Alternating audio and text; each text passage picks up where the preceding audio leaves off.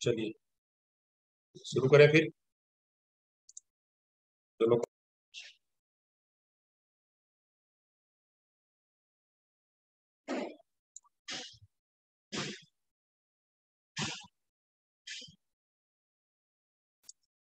Good morning all.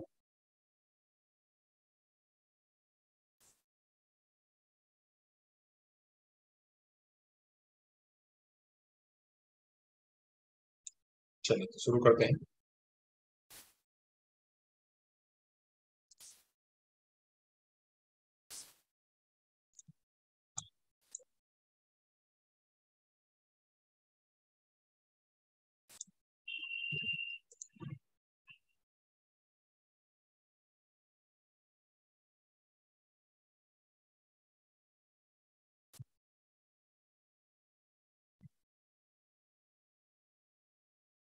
चलिए सभी को नमस्कार, राम राम, गुड मॉर्निंग, सुप्रभात, सत श्री अकाल। जिसका जहां जैसा मॉर्निंग को लेकर के चलता हो अपना जिस हिसाब से ले ले। आप सभी लोग बढ़िया होंगे, अच्छे होंगे, स्वस्थ होंगे, ऐसा मैं प्रभु से, भगवान से विनती करता हूँ। चेहरे पे मेरी लाइट नहीं है तो चेहरे को ना दे करके आप लोग ध्यान करिएगा स्लाइड को, आवाज को मेरे को ध्यान करिएगा। लाइट यहाँ पे कभी आती है कभी चली जाती है। सुबह का लाइट अभी कुछ चल रहा है ऐसा, तो लाइट 7 घंटे की ट्रिप रहती है, काट लेते हैं। तो चलिए एक बढ़िया सुविचार से शुरू करते हैं दिन को। दुनिया में करोड़ों लोग मेहनत करते हैं।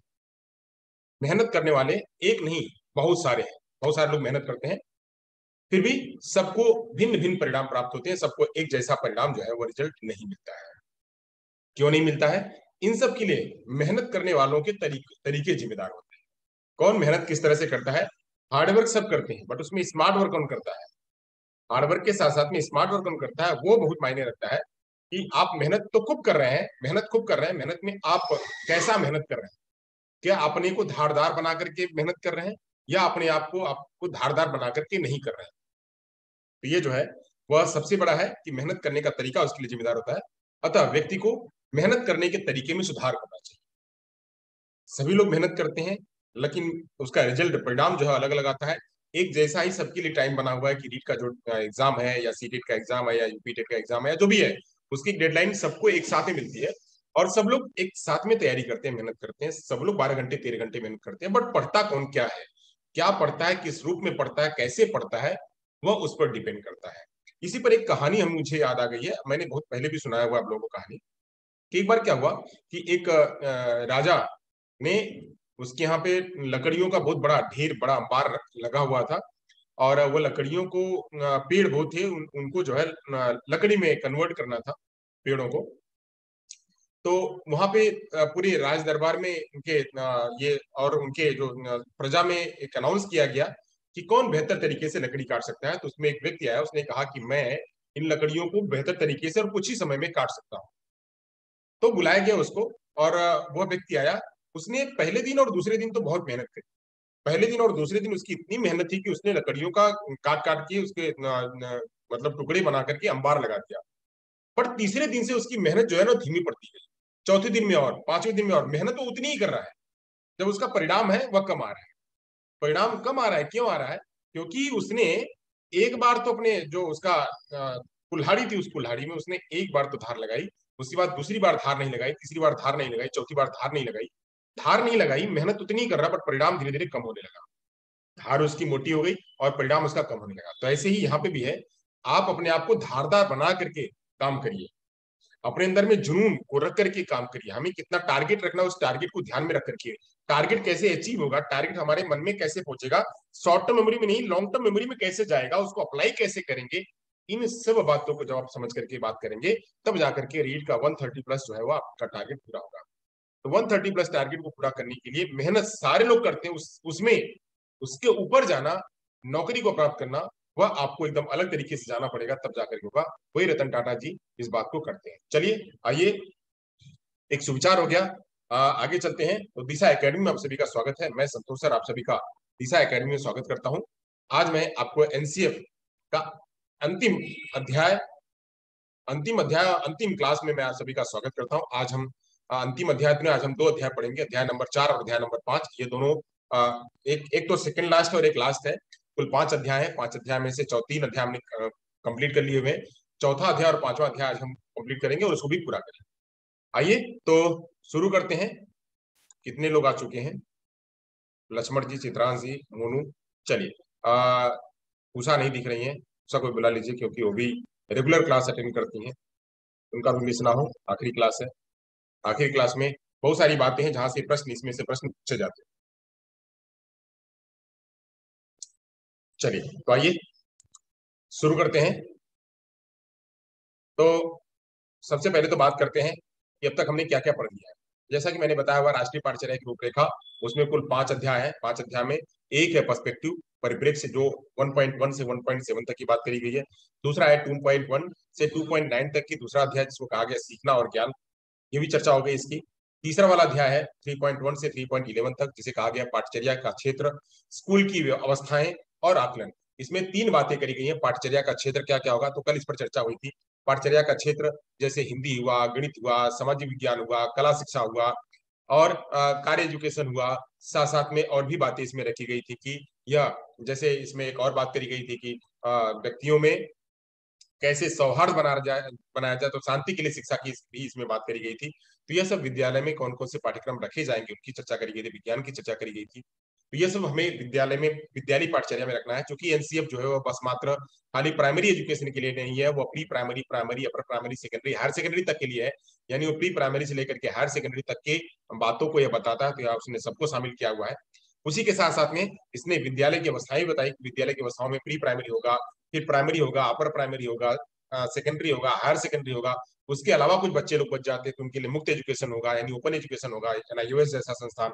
उसके बाद अगर कोई लोग कुछ बीच में छोड़ने के बाद, 2 क्लास 3 क्लास छोड़ने के बाद अगर कोई ज्वाइन करता है, पढ़ना चाहता है, तो उसके लिए व्यवस्था है कि ब्रिज कोर्स, ब्रिज विद्यालय कोर्स, यानी सेतु विद्यालय, तो सेतु विद्यालय की भी संकल्पना इसमें करी गई है। तो कुछ कुछ पॉइंट है, उन पॉइंटों को आपको ध्यान में रखना है। आगे बात जो है वह है विद्यालय कैसा होगा, विद्यालय और कक्षा का वातावरण कैसा होगा, उसके बारे में हमको पढ़ना है। फिर व्यवस्था का सुधार क्या क्या हमको करने हैं, उसके बारे में भी चर्चा करनी है। आइए हम आज इन्हीं बातों पर चर्चा करेंगे। थोड़ी सी इन बातों में क्या क्या अब तक का ओवरव्यू हुआ है उसको थोड़ा सा पढ़ लेते हैं। तो अध्याय नंबर 1 में परिप्रेक्ष्य में, अध्याय नंबर 1 के 1.1 से 1.1 से लेकर के 1.7 तक की बात करी गई। इसमें परिचय, पश्चावलोकन, राष्ट्रीय पाठचर्या की रूपरेखा, मार्गदर्शक सिद्धांत, जिसमें 5 मार्गदर्शक सिद्धांत है, उसकी चर्चा करी गई है। गुणवत्ता के आयाम, कैसे क्वालिटी एजुकेशन को लेके आना है, वो उसमें निर्धारण किया गया है। सामाजिक परिदृश्य कैसा होगा, समाज के साथ में शिक्षा को कैसे जोड़ना, उसको बात करा गया है। शिक्षा के लक्ष्य क्या क्या होंगे, क्या क्या प्राप्त करना है, वह पॉइंट 1 में, अध्याय 1 में चर्चा करी गई है। वहीं अध्याय नंबर 2 में सीखना और ज्ञान कैसा होगा, उसके बारे में चर्चा करी गई है। तो सक्रिय विद्यार्थी कैसा होगा, कैसे सक्रिय विद्यार्थी को बनाना है। जैसे आज का हमारा कोर्स था कि हमें हमें मेहनत करनी है, और मेहनत में इस तरह से मेहनत करनी कि हमारे टारगेट को अचीव करना है। तो वह सक्रिय विद्यार्थी कैसा होगा, उसके बारे में बताया गया है। विद्यार्थी का संदर्भ कैसा होगा, कहाँ कहाँ से विद्यार्थी आते हैं। तो वह जैसे हमारे राइट टू एजुकेशन एक्ट में बताया गया है कि कुछ बच्चे जो है वह सामान्य बच्चे होते हैं, कुछ ऐसे बच्चे होते हैं जो अलाभित बच्चे होते हैं, या कुछ ऐसे बच्चे होते हैं, वंचित बच्चे होते हैं, कुछ विशेष अवस्था वाले बच्चे होते हैं। वह सब बच्चे विद्यार्थियों का संदर्भ हुआ। विकास और सीखना कैसे होगा, यानी विकास के साथ साथ में उनका सीखना कैसा होगा, कैसे कैसे उनका डेवलपमेंट होता है प्री प्राइमरी, जो उनका इन्फेंसी, चाइल्डहुड, फिर एडोलसेंस, ऐसे जब उनका विकास होता है तो विकास में बच्चों को सिखाना, उसी लेवल पे सिखाना। पाठचर्या और व्यवहार के लिए निहितार्थ की बात करी गई थी। ज्ञान और समझ की बात करी गई थी। ज्ञान और समझ कैसे विकसित होगा, जब हम उसको ज्ञान को उनके उनके लेवल पे लेके जाएंगे, तब उनका ज्ञान का विकास होगा। जब उनको उनमें अलग अलग प्रकार की बातों को एक्टिविटी बेस के द्वारा बताएंगे और भार बिना जो है ज्ञान को जब सिखाएंगे, तब जाकर के विकास होगा। ज्ञान को बच्चे फिर से कैसे रचेंगे, जो ज्ञान उन्होंने सीखा हुआ उस ज्ञान को वापस से रिकस्ट्रक्ट कैसे करेंगे, उसकी भी चर्चा इसमें करी गई है। बच्चों का ज्ञान और स्थानीय ज्ञान क्या है, जो बच्चों के पास ज्ञान है और जो स्थानीय ज्ञान है, उनमें कैसा रिलेशन करेंगे, उसकी भी चर्चा करी गई है। स्कूली ज्ञान और समुदाय ज्ञान क्या है, जो विद्यालय का ज्ञान है वो समुदाय में कैसे अप्लीकेबल होगा, उसके बारे में चर्चा करी गई है। सब के बारे में बात करते हैं। कुछ विकास मूलक लक्ष्य भी बताए गए, क्या क्या विकास मूलक लक्ष्य होंगे, यह सब अध्याय नंबर 2 में चर्चा करेंगे। वहीं अध्याय नंबर 3 में बात करा गया है कि जो मैंने बताया था पाठचर्या का क्षेत्र, तो पाठचर्या का क्षेत्र जो है वह 3.1 से लेकर के 3.9 तक पाठचर्या का क्षेत्र है। 3.1 से लेकर के 3.9 तक पाठचर्या का क्षेत्र है।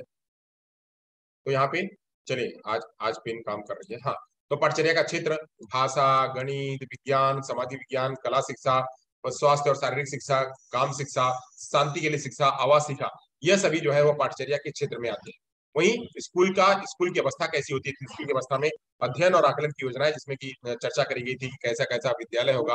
विद्यालय में pre primary, primary, upper primary और सेकेंडरी, हायर सेकेंडरी, मुक्त विद्यालय और कुछ ऐसे सेतु विद्यालय जिनकी चर्चा करी गई थी 3.10 में।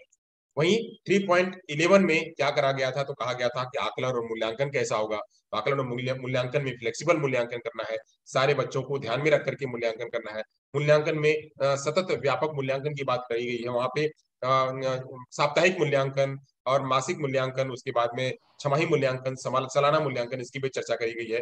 उसी में सेमेस्टर इन एग्जाम की बात करी गई है। वहीं पे अलग अलग मुक्त ओपन बुक एग्जाम की बात करी गई है। तो ये सब एग्जाम की बात करी गई है। तो इससे बच्चों का सतत मूल्यांकन होता रहा, ये सब की चर्चा करी गई है। और उसके लिए कैसी व्यवस्था होनी चाहिए, वह सब व्यवस्थाओं की भी बात करी गई है इसमें 3.11 में। चलिए आगे बात करते हैं, यहाँ तक हो गया।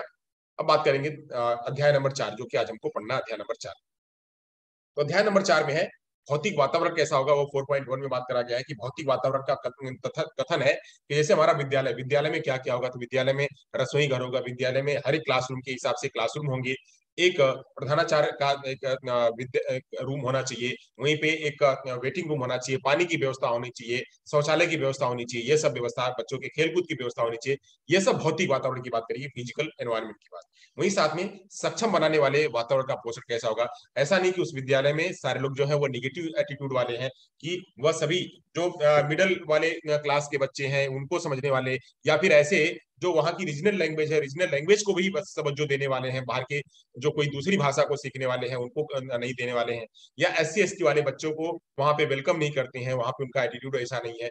या ऐसा माहौल हो कि जहाँ पे कि बच्चे फ्री माहौल में सीखे, जैसे ऐसे वहां का बगीचा ऐसा हो कि बच्चे उस बगीचे में रह करके सीख सकें। तो ऐसे स्ट्रेस फ्री लर्निंग की बात करी गई है सक्षम बनाने वाले वातावरण में। वहीं सभी बच्चों की भागीदारी की बात करेगी, सभी बच्चे भागीदारी कैसे करेंगे। सभी बच्चे भागीदारी कैसे करेंगे? जब सभी बच्चों को इन्वॉल्वमेंट किया जाएगा, सारे बच्चे इन्वॉल्व होंगे तब जाकर के होगा। वहां पे एक 1:30, 1:30 की बात करिए तो 30 बच्चे अगर हम क्लास में अगर रखेंगे तो 30 बच्चों पर टीचर ध्यान कर पाएगा और सभी बच्चों को ग्रुप में रख करके वहां पे सारे बच्चों से रूबरू हो पाएगा। अगर वही क्लास का रेशियो बहुत ज्यादा हो जाएगा तो बच्चे इसमें ध्यान नहीं दे पाएंगे। तो यहाँ पे भौतिक वातावरण को भी हम थोड़ा सा पढ़ेंगे आगे जाकर के। सक्षम बनाने वाले वातावरण को हमने समझा। फिर बच्चों की भागीदारी कैसी होगी उसके बारे में चर्चा किया। अनुशासन और सहभागी प्रबंधन कैसा होगा, अनुशासन के बारे में यहाँ पे चर्चा इस संदर्भ में है कि विद्यालय का अनुशासन यह नहीं कि विद्यालय खाली मात्र शिक्षक का ही है, विद्यालय मात्र वहाँ के प्रधानाचार्य का ही है, विद्यालय वहाँ के बच्चों का भी है। तो जैसे बच्चों के लिए अनुशासन है, वैसे शिक्षक के लिए भी अनुशासन होना चाहिए, वैसे प्रधानाचार्य के लिए भी अनुशासन होना चाहिए। और विद्यालय में जो जो सुविधाएं हैं वह सुविधाएं सभी की हैं। तो यहाँ पे सभी को उस अनुशासन में जो भी अनुशासन की नियमावली बनाई गई है, उस नियमावली को ध्यान में रखते हुए सबको साथ में रखना है और सबको एक सहभागी प्रबंधन के रूप में काम करना है। वहाँ की साफ सफाई हुई, वहाँ का सैनिटेशन हुआ, क्या वहाँ पे क्लास को पढ़ाना लिखाना हुआ, वो सब की बात भी इसमें करी गई है। वही 4.5 में बात करा गया है कि अभिभावकों और समुदाय का स्थान क्या होगा। तो अभिभावकों में अगर कोई ऐसा अभिभावक है जो कि पढ़ा लिखा है और वो विद्यालय में आकर के जुड़ना चाहता है, तो ऐसे ऐसे विद्यालय ऐसे अभिभावकों को जो है जुड़ना चाहिए। समुदाय में कोई ऐसा है जो कि अपनी बातों को आकर के रखना चाहता है, तो उन लोगों को भी वेलकम करना चाहिए। स्टेक होल्डर्स जो है, उन स्टेक होल्डर्स को बुला करके उसमें जोड़ना चाहिए, ताकि बच्चों को, पूरे समुदाय का बच्चों को लाभ मिले और बच्चों का सर्वांगीण विकास हो सके। तो ये भी बात करी गई है। वही पाठचर्या के स्थल और अधिगम के संसाधन, यानी बच्चे कहाँ कहाँ पढ़ेंगे, तो वो जैसे लाइब्रेरी हो गई, लेबोरेटरी हो गई, खेल का मैदान हो गया। तो ये सब संसाधन और उनमें जो संसाधन रखे हुए हैं, क्लासरूम में जो संसाधन रखे हुए हैं, उन संसाधनों की सतत देखरेख करना और उन संसाधनों के लिए व्यवस्था बनाना कि ऐसे TLM समय समय पे इतने TLM होंगे और हर साल में इतनी पुस्तकें मंगाई जाएंगी, इतने टॉय लाइब्रेरी में इतने इतने टॉयज रखे जाएंगे, इतने खेल के संसाधन के लिए खेल के उपकरण जैसे गेंद हुआ, या टेबल टेनिस हुआ, या जो भी हॉकी है, जो जो भी वहां पे बच्चों के लिए खेल के सामान है, वह सारे खेल के सामान वहां पे रखे जाएंगे। वहीं कुछ समय की बात करेंगे, समय कैसा होगा। तो समय के लिए निर्धारण किया गया है कि शिक्षकों को समय मिलना चाहिए, बच्चों को पढ़ने के लिए समय मिलना चाहिए, खेलकूद के लिए समय मिलना चाहिए, ड्राइंग के लिए समय मिलना चाहिए, उनकी अन्य जो गतिविधि अन्य गतिविधियों को निखारने के लिए समय मिलना चाहिए। तो हर चीज का समय निर्धारित हो और उन समय के आधार पे मासिक रूप में, छमाही रूप में, डेली रूप में, सालाना रूप में बच्चों का एग्जाम और उसका भी प्लान करना जाना चाहिए। यानी शिक्षक को दैनिक दैनिक नंदिनी से लेकर के वह जो है वह साप्ताहिक रूप में, मासिक रूप में, हर समय में उसको प्लान करना होगा। यह भी बात करेगी समय में। वहीं शिक्षक की स्वायत्ता और व्यावसायिक स्वतंत्रता की बात करी गई है कि शिक्षक को स्वायत्त दिया जाए और उनको जो है वह बच्चों को भी एक ऐसा माहौल करा जाए कि बच्चे वहां से व्यावसायिक जो है वह स्वतंत्रता उनको मिल सके। या नहीं कि आकर के प्रिंसिपल हमेशा कोच कोच कोच कोच करते रहें, तो प्रिंसिपल आकर के हमेशा कोच निकालते रहेंगे, हमेशा आकर के कहते रहेंगे, या पेरेंट्स आकर के हमेशा कहते रहेंगे, तो जो शिक्षक है वह शिक्षक अपनी बातों को नहीं कर पाएगा। और इसके लिए समय समय पर शिक्षकों को ट्रेनिंग देने के लिए in service training, pre service training, ये सर्विस ट्रेनिंग भी शिक्षक को देना, ताकि जो नया नया पाठ्यक्रम में बदलाव हो रहा है उन पाठ्यक्रम के बदलावों को भी शिक्षक सीख सके। तो ये सब बातें करनी है। आइए इनको थोड़ा थोड़ा विस्तार में समझते हैं, क्या क्या बात करी गई है। 4.1 को समझते हैं। 4.1 में जैसा कि बात करी गई भौतिक वातावरण में, तो भौतिक वातावरण की चर्चा करी गई है। चंचल चौहान है, दीनू राठौर है, गोविंद कुमार है, हेमलता सरागरा है, और लक्ष्मण सिंह है, मोनू गुर्जर है, सतपाल है, शेषदान है, सोनी है, सुमन है, उषा है, दिन। हाँ चलिए, बहुत बढ़िया, सारे लोग आ गए हैं। ऐसे अगर सभी लोग जुड़ेंगे तो मजा आएगा। चलिए, 12 लोग भी एनफ है, 12 लोगों से भी क्लास अच्छी चल सकती है, हमें तो पढ़ाना है। यह देखिए इसे, हाँ चलिए देखिए हमारे चेहरे पर लाइट आ गई है, प्रकाश भी दिख रहा है, बढ़िया। पिताजी ने एक और लाइट यहाँ पे लगा दी है, हाँ, बढ़िया। उनको कहा था मैंने कि एक लाइट यहाँ लगा दीजिएगा, तो लगा दिया, चेहरे पे लाइट आ गई, बढ़िया। तो अब यहाँ पे भौतिक वातावरण की बात करिए, तो भौतिक वातावरण कैसा होगा, तो भौतिक स्थान से सीखना, जहाँ पे ऐसी जगह पे वातावरण बनाया जाए जहाँ पे कि सभी बच्चे सीख सकें। तो वहां पे जैसे क्लासरूम हुआ, क्लासरूम में ऐसा सेमी सर्कल का या ऐसा क्लासरूम बनाया जहाँ क्लासरूम के कोने ऐसे ऐसे हो कि बच्चा वहां पे चाहे तो वहां पे अपने गणित के त्रिभुज बना सके, गणित के कोण बना सके, या वहां पे अगर उसको कुछ और कुछ चार्ट वगैरह बनाने, तो चार्ट बनाने के लिए जगह हो, या नहीं कि बस मात्र पढ़ने पढ़ने की व्यवस्था हो। ऐसे इतना बड़ा क्लासरूम है कि उस क्लासरूम में सारे बच्चे ही खाली बैठ पा रहे हैं और कोई नहीं बैठ पा रहा है। तो ऐसे वहां पे स्थान हो जहाँ पे कि बच्चे अपने काम को कर सके। तो ये बात करी गई किसमें, यह संबंध है भौतिक स्थान से। भौतिक स्थान का संबंधन यहाँ पे है कि वहां पे क्लासरूम के अलावा, मान लीजिए यहाँ पे ये क्लासरूम है, यह क्लासरूम है, इस क्लासरूम में कैसा क्लासरूम हो, तो यहाँ पे क्लासरूम में जो बच्चे बैठे हुए हैं, तो बच्चों को बैठने की व्यवस्था यहाँ पे हो, इतने में बच्चे बैठे, और यहाँ पे जो जो स्पेस बच रहा है, इन स्पेस में, यहाँ इन कोनों में बच्चे, ऐसा कोने हो तो यहाँ पे बच्चे बैठ करके अपना काम कर सके, यहाँ पे इन कोनों में बच्चे बैठ करके अपना काम कर सके, इन कोनों में बच्चे बैठ करके अपना काम कर सके, इन कोनों में बच्चे काम कर सके, यहाँ पे रोशनदान हो, यहाँ पे जिसको कहते हैं कि वह खिड़कियां ऐसी हो कि खिड़कियों से बच्चे जो है वो अपना अपने को कुछ रखना हो, कुछ रखना उनको करना हो, या फिर हवा उजास की बात हो, हवा उजास भी उनको मिल सके। वही कक्षा का संस्थान की उसी में सेम वही बात करिए कक्षा का संस्थान में, कि वहां पे उनको पुस्तकों रखने की व्यवस्था हो, वहां पे जो चौक है, डस्टर है, उसको उसको रखने की व्यवस्था हो, वहां पे अगर कोई इलेक्ट्रॉनिक चीजें रखी हुई हैं, जैसे एलईडी रखी हुई है या कंप्यूटर रखा हुआ है, तो ऐसे, या प्रोजेक्टर रखा हुआ तो उसको रखने की व्यवस्था हो, अब बच्चों की पुस्तकें रखने की व्यवस्था हो, तो ये सभी स्थान बच्चों को बनाना। वही अर्ध खुलाकार जो है व्यवस्था बनाना, कि आधा खुला हो, खुला हो जिससे बच्चे आ जा सके आसानी से, और बच्चे अपना फ्रीडमली वहां पे अपनी बातों को कह सके, रह सके। यह खुला अर्ध खुला जो है वो क्लासरूम का स्ट्रक्चर बनाना चाहिए। कक्षा का आकार कैसा हो, तो कक्षा का आकार 1:30 का होना चाहिए, उससे अधिक नहीं होना चाहिए, बात करी गई एनसीएफ में, और इसी को लेकर के आरटीई में बात करी गई। देखिए, जो भी संस्तुतियां 2005 में एनसीएफ के द्वारा दी गई, उन्हीं को लेकर के बहुत सारी बातों को जो है राइट टू एजुकेशन एक्ट में शामिल किया गया था।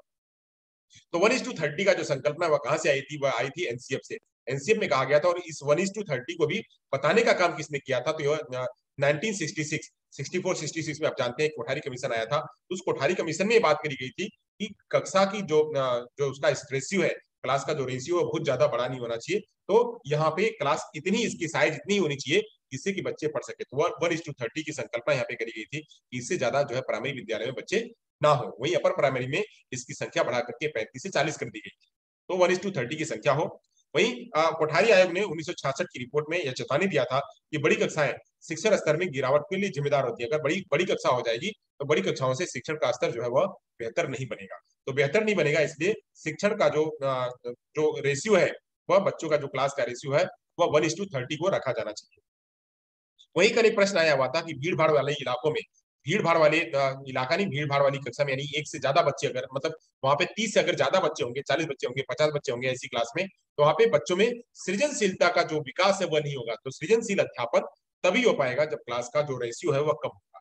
तो कम बच्चों में टीचर वहां ध्यान पड़ेगा, और बच्चों को, हर बच्चों पर वहां पे अपना केंद्र कर पाएगा, और हर बच्चों को अवसर दे पाएगा। तो हर बच्चों को अवसर जब मिलेगा तभी उनके अंदर में सृजनशीलता, क्रिएटिविटी का विकास होगा। तो क्रिएटिविटी के विकास के लिए कक्षा का स्तर कम करना भीड़ भाड़ वाली कक्षा में सृजनशीलता का विकास नहीं होगा, यह बात करी गई है 1966 के संस्तुति में रिपोर्ट में कहा गया है।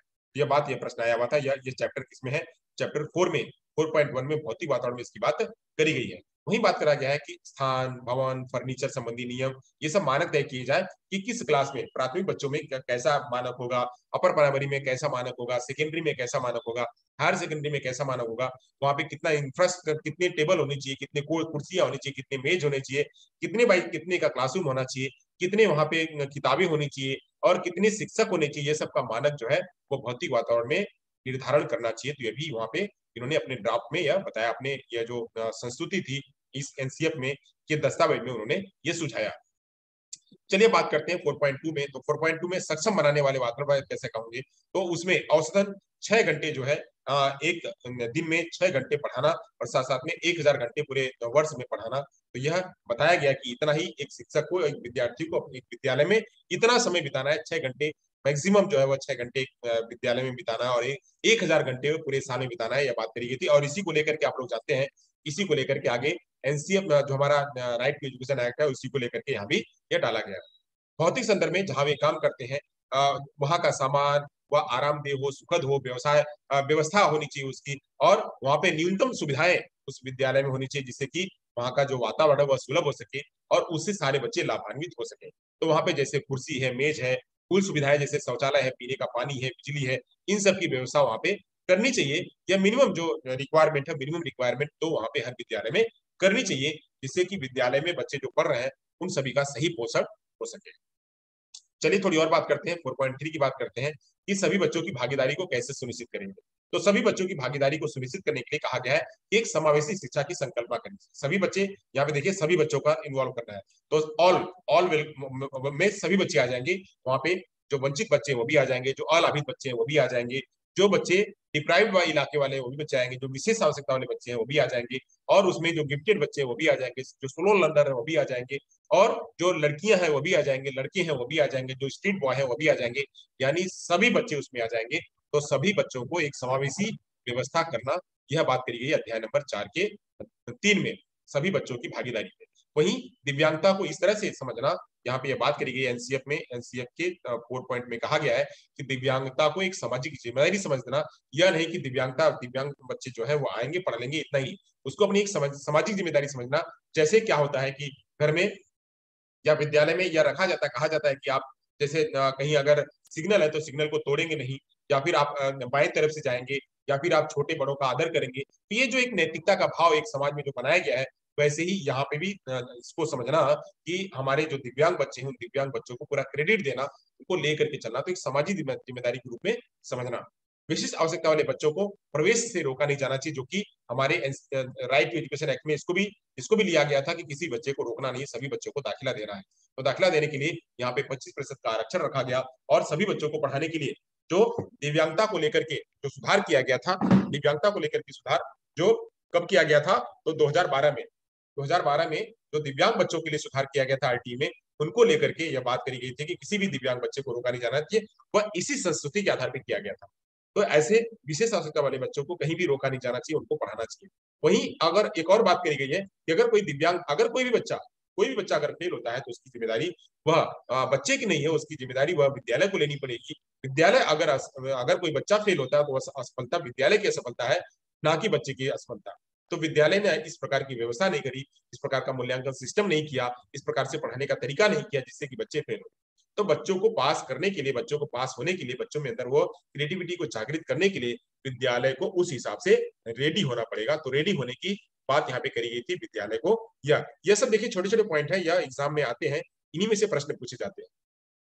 समावेशन की बात करी गई थी, समावेशन का मतलब क्या होगा, तो समावेशन का मतलब इन्होंने कहा कि मात्र दिव्यांग बच्चे ही नहीं अपितु सभी प्रकार के बच्चे जो है होने चाहिए, किसी बच्चे के साथ में भेदभाव नहीं होना चाहिए। सब प्रकार के बच्चे, चाहे वह डिप्राइव्ड बच्चे हों, चाहे वह अलाभित बच्चे हों, चाहे वंचित बच्चे हों, चाहे स्ट्रीट बॉय हों, चाहे वह गरीब बच्चे हों, चाहे वह अमीर बच्चे हों, चाहे वह गिफ्टेड बच्चे हों, चाहे वह स्लो लर्नर हो, चाहे वह किसी प्रकार से दिव्यांग बच्चे हों, उन सभी बच्चों को इसमें समावेशन करना चाहिए। समावेशन मतलब खाली दिव्यांग बच्चों को शामिल नहीं करना, सभी प्रकार के बच्चों के साथ में भेदभाव नहीं करना, यह बात करी गई थी समावेशन को लेकर के। तो समावेशन का मतलब हो गया यहाँ पे कि सभी बच्चों को शामिल करना। वही बात करते हैं, मानवीय अधिकार सीखे और मानवीय त्रुटियों पर विजय पाए। जितनी भी त्रुटियां जो मानव है वह मानव मानव को कहा जाता है कि वह गलतियों का पुलिंदा है। गलतियों का पुलिंदा यानी वह गलतियां करते जाता है। तो गलतियां कम हो, एरर कम हो, कम से कम एरर हो, और जो मानव के अधिकार है उन मानव के अधिकारों को सीखे जाए। मानव के अधिकार का तात्पर्य जैसे यहाँ पे क्या है कि यहाँ पे छोटे का आदर करना, बड़ों का सम्मान करना, छोटों को पाल मतलब उनको केयर करना, बड़ों का सम्मान करना, जो वहाँ की प्रॉपर्टी उस प्रॉपर्टी का सम्मान करना, जो हमारे जीवों का करना पाए, जो पर्यावरण है उस पर्यावरण को संरक्षण करना।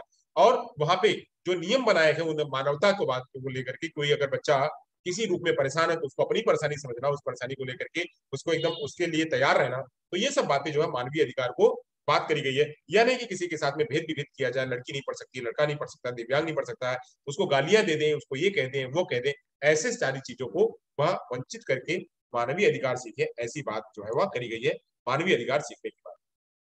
यह इसका जो है यह करा गया है कि प्रावधान बनाए, और वहां पे कुछ ऐसे प्रावधान बनाए, नियम बनाए कि जिससे बाधाएं उपस्थित ना हो। बाधाओं में क्या कि ऐसे ऐसे नियम बना दीजिए कि ऐसा नियम ना बना दीजिए कि वहां पे कोई बच्चा आ ही ना पाए।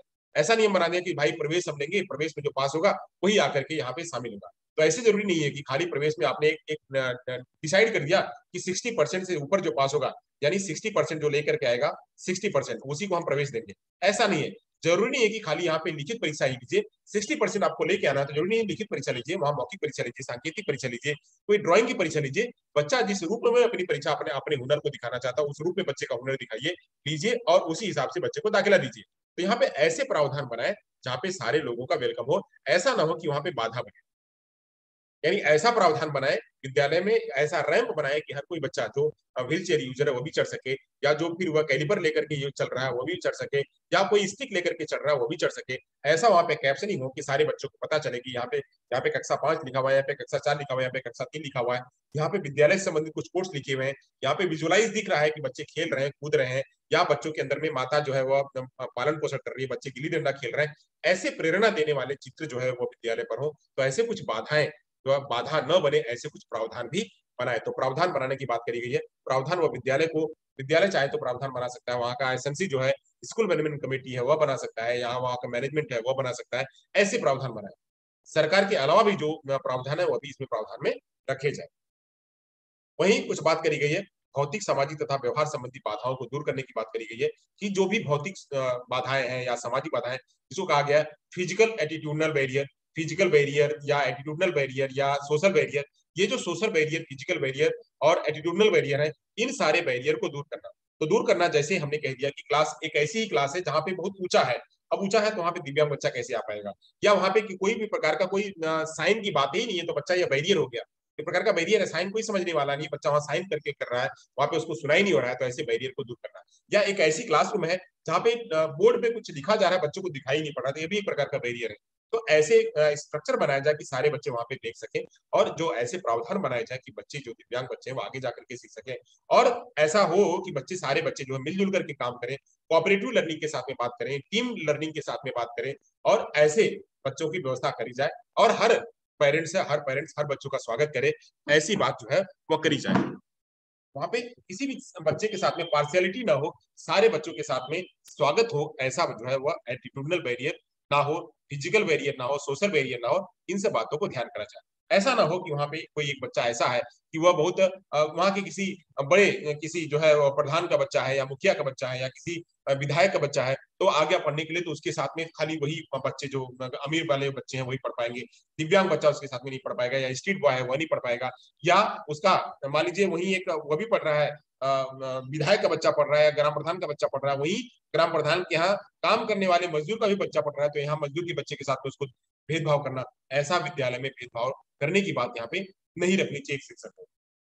वहीं पे और भी बात करी गई कि आपस में आदर भाव और परस्पर निर्भरता भी बढ़ाए, एक दूसरे के साथ में निर्भर बने, कि विद्यालय में ऐसा नहीं है कि हर जगह पे खाली टीचर ही मोर नॉलेज ब्रदर है, वहां पे विद्यालय भी बच्चा भी कहीं कहीं मोर नॉलेज ब्रदर हो सकता है, मोर इंटेलिजेंट पर्सन कभी बच्चा भी हो सकता है। तो बच्चे को अगर आ रहा है तो वहां से सीखने में कोई हर्ज नहीं है, अगर टीचर को आ रहा है तो बच्चे को कोई सीखने में हर्ज नहीं है, प्रिंसिपल को आ रहा है तो टीचर को कोई सीखने में हर्ज नहीं है, और अगर टीचर को कुछ आ रहा है तो प्रिंसिपल को सीखने में कोई हर्ज नहीं है, पेरेंट्स को अगर कुछ आ रहा है तो टीचर या प्रिंसिपल को सीखने में कोई हर्ज नहीं है, और अगर पेरेंट टीचर अगर कुछ कह रहे हैं, पेरेंट्स या प्रिंसिपल कुछ कह रहे हैं, तो वहां पे पेरेंट्स को भी सीखने में कोई हर्ज नहीं है। तो आपस में एक दूसरे के साथ में लेन देन करते हुए, आपस में एक दूसरे के साथ में रेसिप्रोकल करते हुए सीखने की बात जो है यहाँ पे करी गई है। तो यह भी यह बात करी कि इसमें सभी बच्चों की भागीदारी सुनिश्चित करने की यहाँ पे बात करी है, सब बच्चों को भागीदारी यहाँ पे लेना है।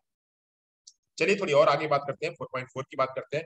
तो 4.4 में कहा गया है अनुशासन और सहभागिता कैसे सुनिश्चित करेंगे, अनुशासन के साथ में सहभागी प्रबंधन कैसे करेंगे, इसके बारे में बात करी गई है। यहाँ पे कहा गया है स्कूल, वहाँ का जो स्कूल में जितना स्कूल का जो इंफ्रास्ट्रक्चर है, जो भौतिक वातावरण है, वो भौतिक वातावरण जितना वहाँ के शिक्षकों का है, प्रधानाचार्य का है, उतना ही हक वहाँ के विद्यार्थियों का है, वहाँ के पेरेंट्स का है। तो यहाँ पे हर कोई एक दूसरे के साथ में निर्भर होकर के एक दूसरे के साथ में बात करे और वह एक दूसरे के साथ में मिलकर के काम करे। तो ऐसे अनुशासन बनाए रखें कि समय पर आना है, समय पर जाना है, समय पाठ्यक्रम को पूरा करना है।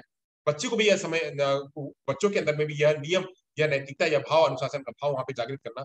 वह बच्चे, आप कहेंगे कि ऐसे रहो तो बच्चा नहीं करेगा। जब आप टीचर एक एज ए मॉडल के रूप में प्रस्तुत होंगे, वह समय से आकर के हाजिर होंगे, तब बच्चे भी समय से आकर के हाजिर होंगे और समय से आकर के पढ़ेंगे। तो ऐसे शिक्षकों को, प्रधानाचार्यों को भी यह जो है, यह समझना कि विद्यालय की प्रॉपर्टी जो है, विद्यालय का जो भौतिक वातावरण है, वह बस मात्र हमारा ही नहीं है, उसमें हमारे बच्चों का भी उतना ही हक है। और बच्चे भी उसको अपनी प्रॉपर्टी समझे, या नहीं कि यह समझे कि ये तो विद्यालय का या गवर्नमेंट का, इसको कुछ भी यूज कर लो, कैसे भी यूज कर लो, ऐसा भाव जो है वह नहीं दिखाना चाहिए।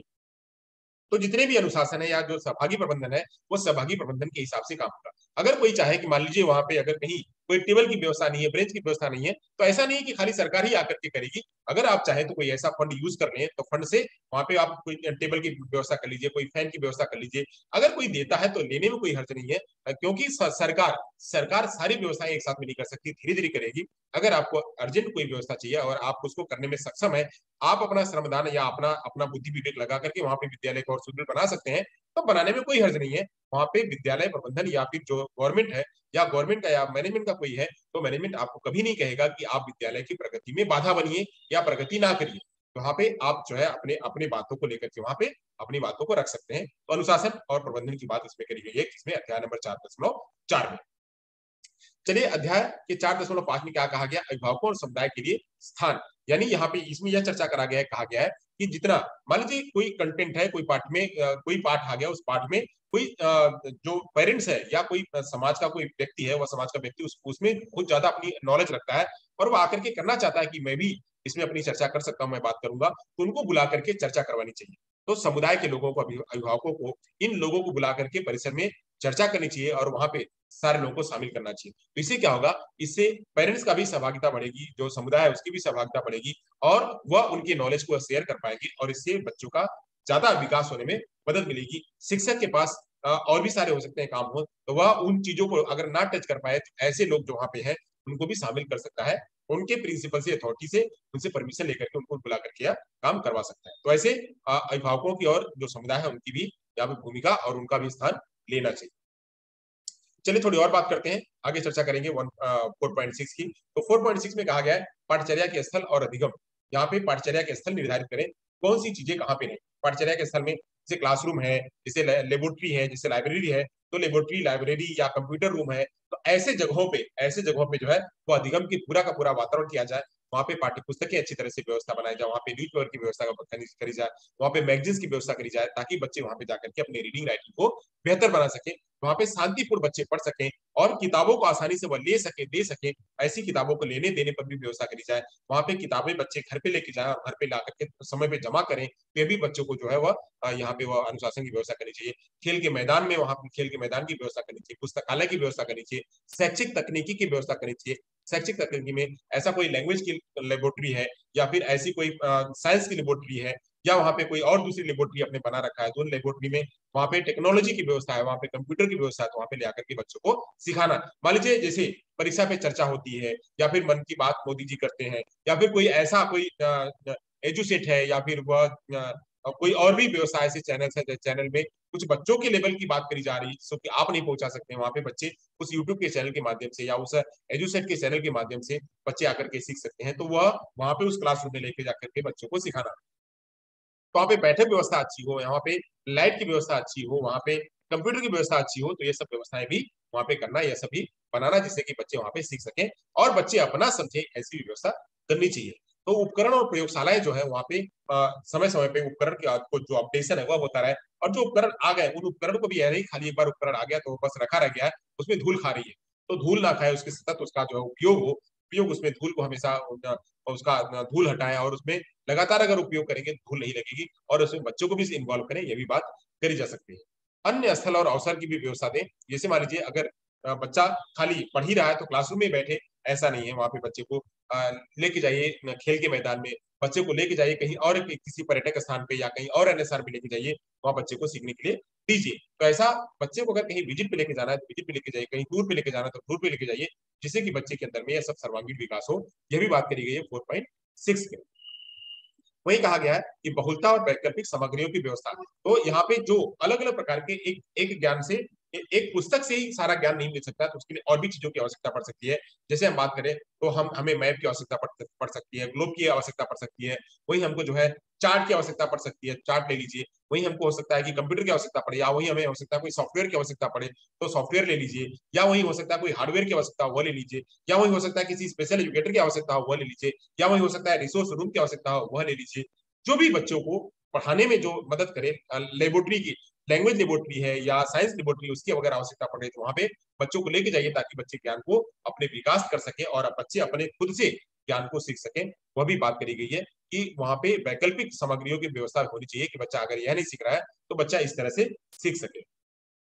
संसाधन का संयोजन और उनकी व्यवस्था। जितने भी संसाधन है अभी सब चीजों में, जहां जहां पे स्थल, उन सब स्थलों पे संसाधन की आवश्यकता पड़ेगी। जैसे हम बात करें कि अगर टेक्नोलॉजी का कोई क्लासरूम है या आईसीटी का कोई क्लासरूम है, तो उस आईसीटी की क्लासरूम में कंप्यूटर की आवश्यकता पड़ेगी, माउस की आवश्यकता पड़ेगी, कीबोर्ड की आवश्यकता पड़ेगी, सीपीयू की आवश्यकता पड़ेगी, उनको चलाने के लिए उसमें सॉफ्टवेयर की आवश्यकता पड़ेगी, उनको अपडेशन करने के लिए उसमें क्यूकी लिया जैसे ऐसे एंटीवायरस की आवश्यकता पड़ेगी। तो ऐसे इन सब बातों की व्यवस्था करना, और वहां पे गर्मी ना हो, क्योंकि कंप्यूटर जो है वह हमेशा बहुत काम करता है, तो कंप्यूटर में हमेशा उसके जो सिस्टम है वह अगर बहुत ज्यादा गर्मी होगी तो कंप्यूटर खराब होने की आवश्यकता हो सकती है। तो वहाँ पे पर्याप्त रूप में या फिर ऐसे कंप्यूटर है तो वहाँ पे गर्मी निकलती है, गर्मी का उत्सर्जन होता है, वैसे वहाँ पे एसी की व्यवस्था, अगर एसी नहीं है तो एटलीस्ट कम से कम पंखों की व्यवस्था हो, जहाँ पे कि वह सिस्टम जो है वह कूल रहे और उनका इस्तेमाल लंबे समय तक किया जा सके। तो ऐसे वहां पे व्यवस्था हो। साथ साथ में लैंग्वेज लेबोरेटरी है, तो लैंग्वेज लेबोरेटरी में अलग अलग प्रकार के लैंग्वेज के टूल हों, अलग अलग प्रकार के लैंग्वेज को पढ़ाने के लिए पुस्तकें हों, और बच्चों को इन्वॉल्वमेंट करने के लिए वहां पे बैठक व्यवस्था उनकी हो,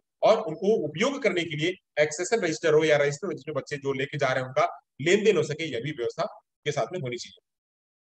वही बात करें और भी जैसे क्लासरूम्स है या फिर हमारा पुस्तकालय जो हमने ऊपर की बात करी, इन सब चीजों में संसाधन पर्याप्त मात्रा में रखे जाए।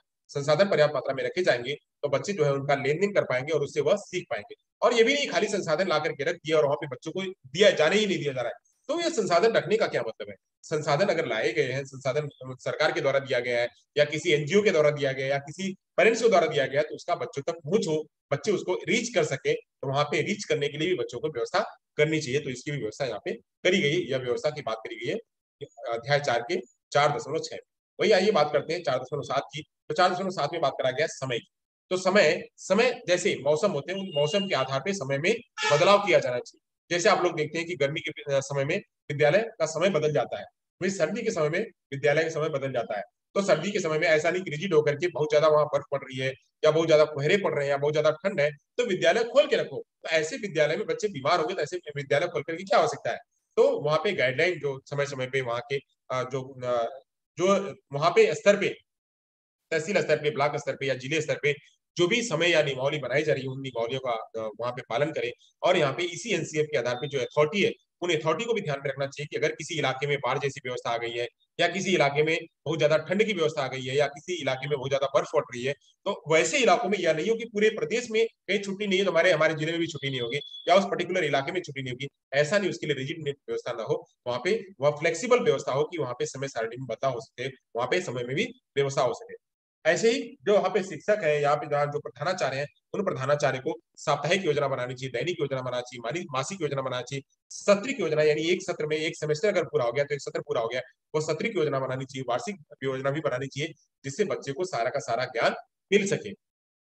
एक समय में क्या सिखाना जाना चाहिए, दूसरे समय में क्या सिखाया जाना चाहिए, तीसरे समय में क्या सिखाया जाना चाहिए, उन समय समय पे उनका प्लान भी करना चाहिए और साथ साथ में उनका असेसमेंट भी करना चाहिए। तो ये भी बात करी गई इसमें। वही बात करते हैं, चलिए आगे बात करते हैं अध्याय नंबर 4 के, अध्याय नंबर 4.8 में बात करते हैं शिक्षक की स्वायत्तता निर्धारित करना और उनको उनकी व्यवसाय निर्धारित करना, कि यहाँ पे जो है वह शिक्षकों को चिंतन करने के लिए, नियोजन करने के लिए पर्याप्त समय देना चाहिए। कि जैसे समय दिया गया हमारे राइट टू एजुकेशन एक्ट में कहा गया है कि शिक्षक को कम से कम 1.5 घंटे, कम से कम 1.5 से 2 घंटे जो है उनको तैयारी करने के लिए मौके दिए जाए। शिक्षक जो है हर दिन अपनी तैयारी कर सके, कंटेंट को पढ़ने के लिए, पढ़ाने के लिए वह मेहनत कर सके, वह कुछ और अलग तरीके का, इनोवेटिव तरीके का सोच रख सके। वैसे सोच रखने के लिए शिक्षक को स्वायत्तता देनी चाहिए। यह नहीं कि बस मात्र शिक्षक आकर के क्लासरूम में बैठे और हमेशा दिन भर क्लासरूम में बैठा रहे, और उसको वह थोड़ा समय देना चाहिए कि वह प्रधानाचार्य के साथ में थोड़ी डिस्कस कर सके, उनके साथ में जो कलीग्स है उन कलीग्स के साथ में वो अपनी चर्चा कर सके, उनके जो सीनियर्स है उन सीनियर के साथ में चर्चा कर सके, उनके जूनियर्स जो है उनके जूनियर के साथ में चर्चा कर सके, और कहीं आने जाने की व्यवस्था, लाइब्रेरी में जाने की व्यवस्था तो लाइब्रेरी में जाकर सीख सके। ऐसी स्वायत्तता शिक्षक को भी देनी चाहिए। स्वायत्तता का मतलब होता है कि शिक्षक को खुद को वह अपने से आने जाने की व्यवस्था वहां पे देनी चाहिए।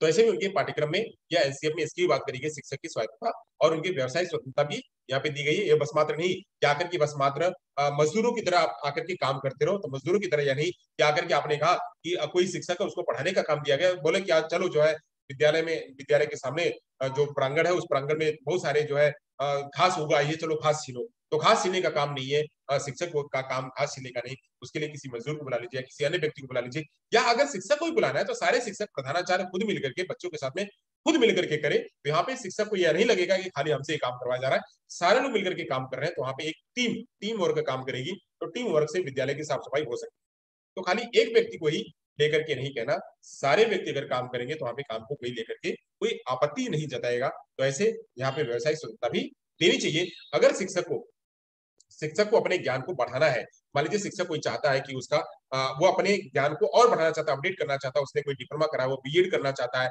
या उसने 12वीं पढ़ा हुआ वह ग्रेजुएशन करना चाहता है, या कोई और वह जाकर के वह ट्रेनिंग लेना चाहता है, तो ट्रेनिंग के लिए उसको स्वायत्तता होनी चाहिए, उसको स्वतंत्रता होनी चाहिए। वो जाकर के अपने व्यवसाय को अपडेट कर सके, वो ट्रेनिंग ले सके। ट्रेनिंग के लिए हाँ बस एक बात है, उसके लिए प्रॉपर चैनल होता है, उस प्रॉपर चैनल के जरिए वो चिट्ठी में कोई भी प्रधानाचार्य हो गया, या वहां का कोई बेसिक शिक्षा अधिकारी हो गया, या वहां का डीएम हो गया, या वहां का तहसीलदार हो गया, या वहां का जो भी वह संभालने वाला है, वह आपको रोकेगा नहीं। क्योंकि आपको इस में एनसीएफ में यह कहा गया है कि एक शिक्षक की स्वायत्तता होती है, वह चाहे तो अपने व्यवसाय को बढ़ा सकता है, बट एक प्रॉपर चैनल होता है, जो वहां का नियमावली बनाई गई है, जो शिक्षक के जो कार्य पुस्तिका में जो दिया गया है, उस कार्य पुस्तिका के आधार पर उसको वो सब कुछ मिलेगा।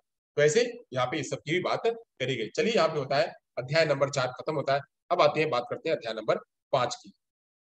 अध्याय नंबर 5 में क्या बात करा गया है, आइए अध्याय नंबर 5 की चर्चा करते हैं। अध्याय नंबर 5 में कहा गया है कि व्यवस्थागत सुधार जो जो भी व्यवस्थाएं हुई है, दादा ने कहा सरसों लादा, तो ऐसे नहीं होना चाहिए। दादा ने कह दिया सरसों लादा, यानी पुराने समय में ट्रेडिशनल पीरियड था, वही ट्रेडिशनल पीरियड को अभी लेके आओ। नहीं, समय के अनुसार हमको भी बदलना पड़ेगा, हमारे विद्यालय को बदलना पड़ेगा, समय के साथ में हमारे विद्यालय को अपडेट करना पड़ेगा। तो अपडेट करने के लिए वहां पे हमें हमारे सिस्टम को बदलना पड़ेगा। तो बदलने के लिए हमारे अंदर में हमारी व्यवस्था को भी सुधार करना पड़ेगा। तो वहां पे गुणवत्ता के लिए सरोकार देना, यानी हमारी एकेडमी प्लानिंग करना, हमारा एडमिनिस्ट्रेशन प्लानिंग करना, ये भी उसके साथ साथ में रखना कि हमारी गुणवत्ता कैसे बढ़े। पहले की जो क्लासरूम थी, अब क्लासरूम में ऐसे ही क्लासरूम नहीं है, बच्चे पहले से तैयार होकर के आ रहे हैं। बच्चे आजकल जो शिक्षक का ज्ञान 10 साल में हुआ था, वह बच्चों को आज पहले ही हो गया है। तो शिक्षक उसी हिसाब से तैयार रहे, वैसी गुणवत्ता एजुकेशन लेके आए कि बच्चे आजकल पहले से तैयार होकर के आ रहे हैं, तो उस हिसाब से ज्ञान दिया जाए। यह नहीं कि आकर के क ख ग क ख ग क ख ग एक पूरे साल जो है वो क ख ग सिखाते रहिए, गिनतियां सिखाते रहिए। इससे कोई मतलब होने वाला नहीं है बच्चों को, इससे कोई फर्क नहीं, बच्चों को इससे कोई लाभ नहीं होने वाला है। तो बच्चों को इस तरह से प्लान करो कि बच्चे क ख ग तो सीख करके आ रहे हैं, बच्चे गिनती सीख करके आ रहे हैं, उसके आगे बच्चे कैसे सीखेंगे, इन सब चीजों को भी प्लान करके लेके चलना। बच्चे खाली मात्र लोकल की चीजें ना सीखें, लोकल के अलावा अन्य जगहों पे भी जाएं। बच्चे खाली पढ़ाई को लेकर के नहीं, पढ़ाई के अलावा अन्य चीजों में भी को करिकुलर एक्टिविटी में जाए, स्कॉलरशिप के अलावा नॉन स्कॉलरशिप एरिया में भी बच्चे जाए। इन सब की व्यवस्था करनी चाहिए। साथ साथ में बच्चों के अंदर में लाइफ स्किल का वैल्यू होना चाहिए, वोकेशनल वैल्यू जो है वो पहले से ही, शुरू से ही वह देना चाहिए। ये सब की बात जो है, और वह सारी चीजें गुणवत्ता के रूप में देनी चाहिए। यह बात करी गई किसमें, 5.1 में। वही कहा गया है पाठचर्या के नवीनीकरण के लिए शिक्षक शिक्षा। जैसे हमने कोई पाठ्यक्रम नया बना दिया, यहाँ पे एनसीईआरटी ने कहा कि नहीं, चलो आप पाठ्यक्रम में यह बदलाव हो गया, यह बदलाव दे दिया गया है कि हर 5 साल पे पाठ्यक्रम का बदलाव होता है।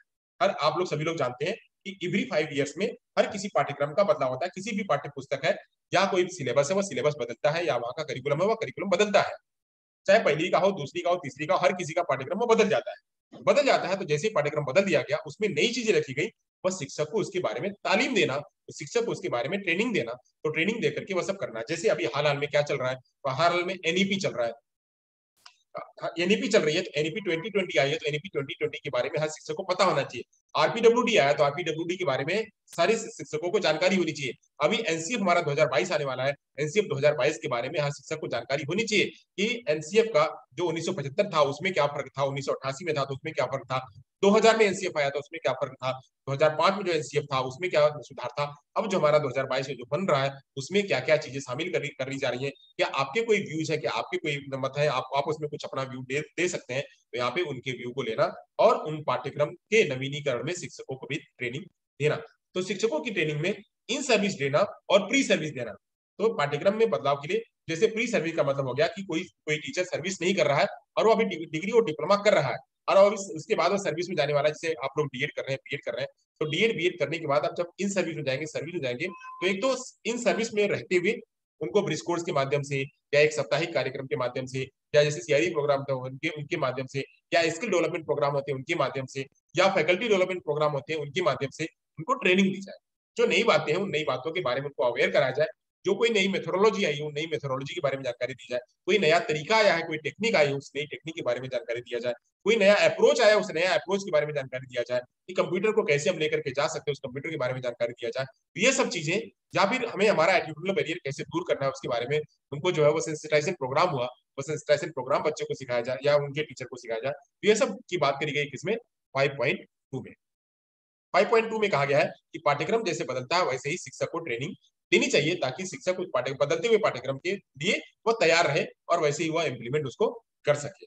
वही बात करिए परीक्षा में सुधार की, तो परीक्षा में सुधार भी एक अहम बात है कि परीक्षा में सतत जैसा परीक्षा परीक्षा हो रही है वैसे ही परीक्षा में सुधार भी करना चाहिए कि बस मात्र वही रट्टा मार और वही लिखित स्वरूप ही न हो करके बच्चों में ओरल माध्यम से, बच्चों को ओरल माध्यम से, बच्चों को रिटन के माध्यम से, बच्चों को एक्टिविटी के माध्यम से यहाँ पे परीक्षा में सुधार किया जाए। वहां पे लचीला भी करा जाए कि जरूरी नहीं कि खाली सारे जो है वो लिखित स्वरूप में दिया, वहां पे अगर एमसीक्यू के माध्यम से बच्चों का जो समझ में आ रही है तो एमसीक्यू ले लिया जाए, वही फिल इन द ब्लैंक के माध्यम से लिया जा रहा है तो फिल इन द ब्लैंक ले लिया जाए। सब्जेक्टिव ऑब्जेक्टिव दोनों प्रकार के क्वेश्चन रखे जाए और लचीले रखे जाए कि बच्चे को अगर हमने क्लास में अगर असेस कर लिया तो उसको जाकर के दोबारा असेस करने की आवश्यकता नहीं है। बच्चे का अगर हमने मंथली अगर कोई टेस्ट ले लिया तो उसको उसी के मार्क्स जाकर के उसके उसमें जोड़ दिए जाए। तो ऐसे जो है वह लचीले आकलन में लचीलापन दिया जाए। सारे बच्चों को एक ही सांचे में लेकर के भर देना, जैसे मान लीजिए एक सांचा है, इस सांचे में सभी लोगों के लिए एक जैसे ही पाठ्य एक जैसे ही आकलन बना दिया जाए, बस यहाँ पे नहीं होगा। दिव्यांग बच्चों के लिए आप आकलन का तरीका दूसरा बना लीजिए।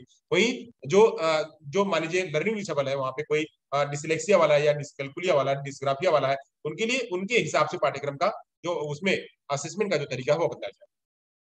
तो गणित में बच्चे को नहीं आता तो गणित जरूरी गणित के माध्यम से उसको असेस किया जाए। बच्चे को रीडिंग राइटिंग में समस्या है तो रीडिंग राइटिंग को लेकर के ना वहाँ पे दिया जाए, वहाँ पे बच्चा जिस तरह से करना चाहता है उस हिसाब से बच्चे का असेसमेंट किया जाए और उसको आगे बढ़ाया जाए। तो यहाँ पे इसीलिए कहा गया है परीक्षा में सुधार भी करना चाहिए, लचीलापन लेके आना चाहिए आकलन में, और आकलन को समय समय पे सतत सर्वग्राही मूल्यांकन को जो है वह तवज्जो देना चाहिए। स्कूल बेस्ड असेसमेंट को वहां तवज्जो देना चाहिए, वहां करिकुलम बेस्ड असेसमेंट को वहां पे तवज्जो देना चाहिए, क्रेडिट देना चाहिए। इन सब बातों को लेके आना चाहिए। चलिए आगे बात करते हैं, कुछ और चर्चा करते हैं। काम केंद्रित शिक्षा यानी व्यवसायिक, बच्चे यहाँ पे जो कुछ भी सिखाया जा रहा है उससे बच्चे आगे जाकर के व्यवसाय अपना बना सके। तो व्यवसाय में जैसे हम बच्चों को कला कला सिखा रहे हैं, बच्चों को क्राफ्ट सिखा रहे हैं, बच्चों को संगीत सिखा रहे हैं, बच्चों को डांस सिखा रहे हैं, बच्चों को क्रिकेट सिखा रहे हैं, बच्चों को एथलेटिक्स सिखा रहे हैं, बच्चों को भाला फेंक सिखा रहे हैं या बच्चों को कुश्ती सिखा रहे हैं, बच्चों को खो खो सिखा रहे हैं। तो इन सब के माध्यम से बच्चों को हमने कुछ ऐसा कंपटीशन दिया जिससे बच्चों को निबंध लेखन हो गया या फिर गायन लेखन हो गया, कविता लेखन हो गया। इन सब के माध्यम से ऐसे अवसर दिए जाए कि बच्चा उनको आगे जाकर के अवसर बना सके। हमने अगर अपने विद्यालय में ऐसे कुछ वाद विवाद वाले कार्यक्रम रखे हैं, ऐसे हमने कुछ प्रतियोगिता रखी हुई है जिसमें बच्चे अपनी अपनी कृति को आकर के प्रस्तुत कर सकते हैं, उनकी कहानी उनकी कविताओं को ला करके उसमें शामिल कर सकते हैं, तो बच्चा आगे जाकर के कवि कहानीकार कुछ बन सकता है।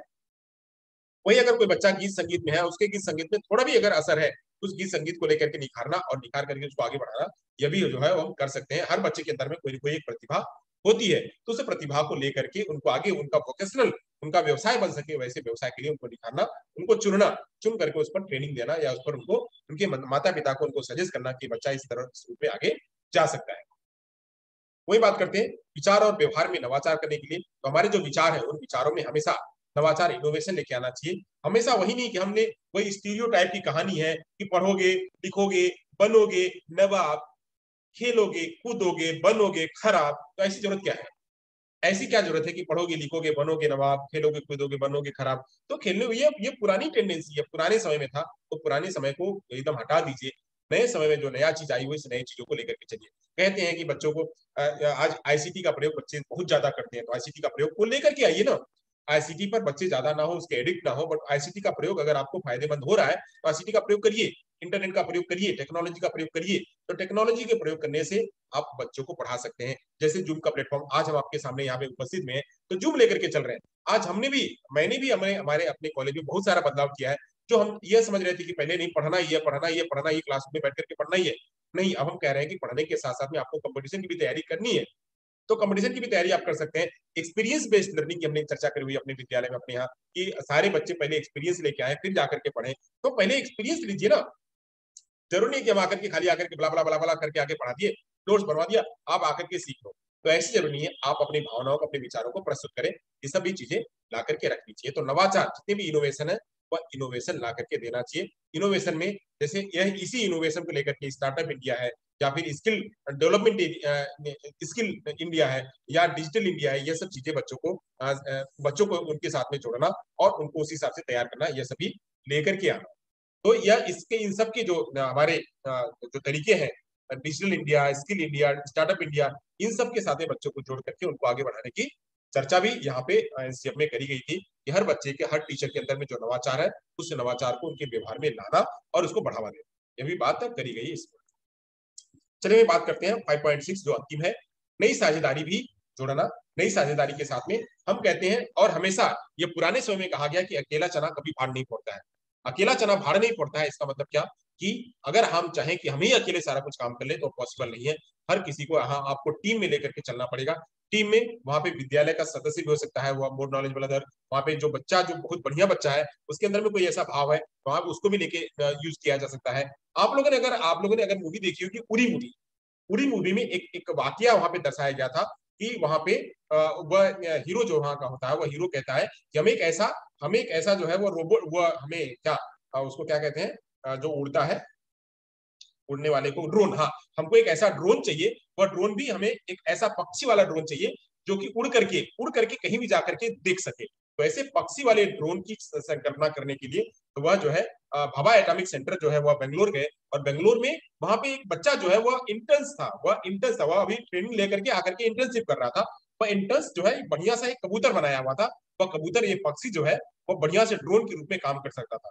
तो वह कहता है कि अब वहां के जो बड़े मेन हेड है, मेन जो थे वहां के, मान लीजिए हम जैसे प्रिंसिपल हो, अरे अरे इस बच्चे को स्टडी दान को क्या आता है, नहीं नहीं स्टडी दान को नहीं लेना है, गोविंद को नहीं लेना है, यहाँ पे सतपाल को नहीं लेना है, उसको नहीं लेना है, अरे ये बच्चे कुछ नहीं कर सकते तो शैतान है, इनको नहीं लेना है, हम जो कहते हैं वो लो। तो वहां पे जो लेने वाला था, जो सुपरवाइजर था, कह चुप रहो संतोष सर, आप चुप रहो, आपके बस का नहीं, आप चुप रहो, बच्चे में है ना, पहले इसको कहने दो। तो बच्चे ने आकर के श्रेणीदान ने, या फिर गोविंद ने, या फिर सतपाल ने, या और बच्चे ने आकर के कहा, नहीं सर, चित्रांश ने कहा कि नहीं सर, ये वाला ड्रोन जो है ना, हम आपको दिखा सकते हैं।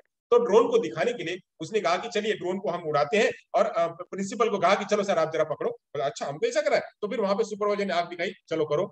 तो करने के साथ में, यानी यहाँ पे इस भाव से मतलब क्या निकल रहा है, कि हर एक बच्चे के अंदर में जो प्रतिभा है, उस हर बच्चे की प्रतिभा को निखार देना। हर बच्चे के अंदर में जो अगर कोई अच्छा काम कर रहा है तो उसको लेकर के आना। तो वहां पे बच्चा भी एमकेओ बन सकता है, कोई टीचर है वह भी एमकेओ बन सकता है, वहां पे कोई सुपरवाइजर है वह भी एमकेओ बन सकता है। तो ऐसे जो वहां पे लोग हैं, जो एनजीओ है, एनजीओ की भी साझेदारी लेके दी जा सकती है। वहां पे कोई समाज है, समाज की भी साझेदारी ली सकती है, कोई पेरेंट्स है, पेरेंट्स की भी साझेदारी ली सकती है। तो साझेदारी से ही, सबकी साझेदारी से ही यह एक अच्छा, हमारा जो क्वालिटी एजुकेशन है वो अच्छा बन सकता है, और हमारे समाज में शिक्षा का स्तर को हम बढ़ा सकते हैं। इसकी बात करी गई थी नई साझेदारी को जोड़ने की। अगर कहीं कोई नई साझेदारी जोड़ना है, तो उस नई साझेदारी को एक टीम बना करके, एक कमेटी बना करके उसको लेकर जोड़िए, और उससे विद्यालय के प्रबंधन को बढ़ाइए। वह नई साझेदारी टेक्नोलॉजी में हो सकती है, वह नई साझेदारी किसी पुस्तकालय के रूप में हो सकती है, वही नई साझेदारी किसी खेल के रूप में हो सकती है। जैसे खेल महाकुंभ आजकल चलता है, तो खेल महाकुंभ में बच्चों को लेके जा सकते हैं। संस्कृति को बढ़ाने के लिए संस्कृति में कोई एक ऐसा कल्चर बना लीजिए, जिसे सारी देश की संस्कृति का बच्चों को ज्ञान हो, और वो संस्कृति को आगे बढ़ाया जा सके। कोई भाईचारा है, कोई स्ट्रिक्ट है, उसके लिए कोई एक कमेटी बना दीजिए। तो ऐसे नई नई साझेदारियां बनाए। कोई फंड रेज करना है, तो फंड रेज करने के लिए कोई साझेदारी बना लीजिए, जिससे कि उन सभी का लाभ जो है हमारे बच्चों को मिले। तो बच्चों को बस मात्र जो एलएसआरडब्ल्यू है, उससे ही बच्चों का विकास नहीं होने वाला है, बच्चों को और भी विकास करना है। एलएसआरडब्ल्यू तो बस बेसिक है, वो बेसिक है। उसके अलावा बच्चों को सर्वांगीण विकास करने के लिए इन सब बातों का समावेश करना होगा।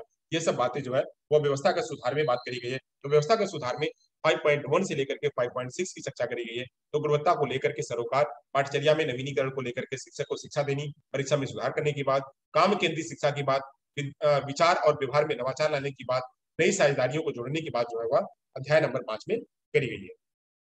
चलिए थोड़ी और चर्चा करते हैं और बात करते हैं। यहाँ पे कुछ शिफ्ट हुआ है पहले और अब में, एनसीएफ ने कुछ शिफ्ट किया है। पहले की शिक्षा कैसी होगी और अब की शिक्षा कैसी होगी वो बदलाव किया गया, यानी शिफ्ट हुआ है। शिफ्ट फ्रॉम टू, यहाँ पे कहेंगे शिफ्ट फ्रॉम टू। यहाँ पे बाद से, यह पहले का है, फ्रॉम से अब टू, फ्रॉम से टू में बदला हुआ है। पहले की क्या होती थी, एनसीएफ में कहा गया था जो पहले की शिक्षा होगी,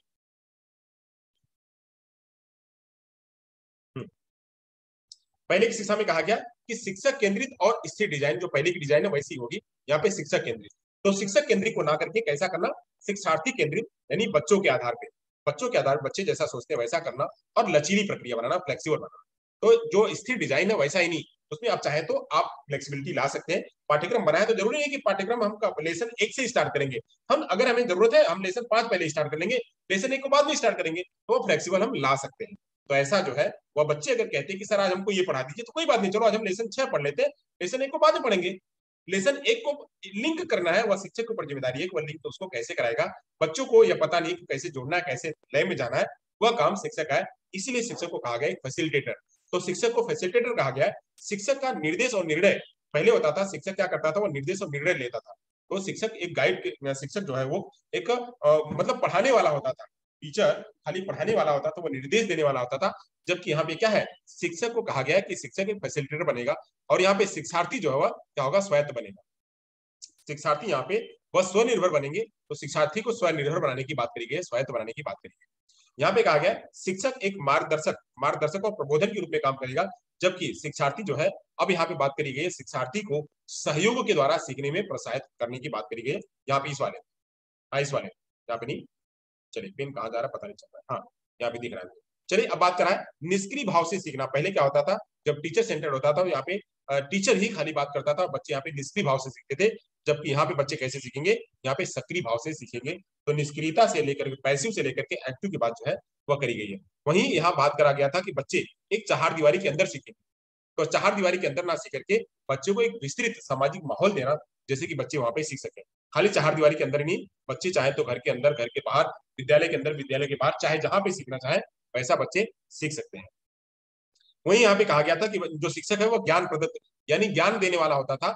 जबकि यहाँ पे क्या होगा, यहाँ पे ज्ञान को विकास करना है, ज्ञान का विकास करना। बच्चे अपने ज्ञान का विकास करेंगे और ज्ञान को रचेंगे, ज्ञान का विकास करेंगे और ज्ञान का रचेंगे। वहां पे बच्चे रचेंगे, यहाँ पे ज्ञान को देना नहीं है, हम देंगे नहीं, बच्चे खुद से अपने ज्ञान का सृजन करेंगे। तो सृजन करने की बात जो है वह करी गई है बाद में। तो यहाँ पे अनुशासन केंद्रित होता था।